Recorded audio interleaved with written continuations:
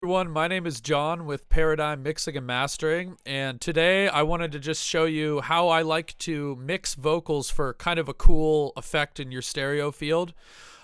This is actually, it's a flip of Slippery by the Migos. So hopefully YouTube doesn't try to take it down for any copyright reasons. But I just wanted to show you, so in this song, I did a lot of vocal automation to play with the stereo field. So a trick that I've sort of used consistently, I didn't learn it from anywhere. I just kind of figured, oh, this is something that sort of works out. So there's a bunch of other ways to do this. This is just how I like to. So when you have a vocal that comes in, it doesn't have to necessarily be mono, but it's closer to being a mono signal than stereo. It's not very wide, but it sounds good like that. You know, a lot of songs you really do want to mix your vocals very center. I've found that depending on how I'm layering my basses and things like that, sometimes it's cool to pan your vocal very wide so it really feels like it's super close to you. And what I'll do to sort of create this powerful effect is I will actually automate Logic stock chorus, just the mix of it, in order to go between a fairly mono vocal and a super stereo vocal. So I'm gonna show you guys just in context this song a little bit into the drop and see if you can hear what's going on.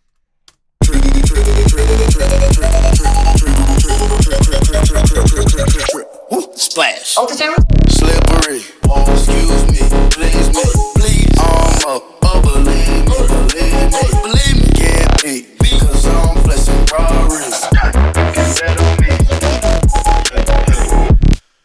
All right. So, I did this. I don't do this right away. I usually do this after I've completed a bass line or kind of laid out my structure. I will go in and spice up the vocal mix by using the chorus. So if you look here, my automation, my chorus mix is being automated the entire time, right? So whenever Slippery, right? So on the downbeat, whatever's on the downbeat before my bass, that space just has another bass that is fairly stereo. So there's a lot of room for my vocal to be in the middle, and it sounds good. But then the way that I layered my basses after the downbeat, so when I come in with my basses here, the response. So I'll play. Slippery, excuse me, please. I purposely layered my basses. I have one that's fairly mono and then one that's spread out just a little more in the stereo field to leave room for the vocal on the very outside of the stereo field. So whenever that bass comes in and hits, it feels as if, you know, the vocal is right there with you, and then it pops back out and then it's right there with you.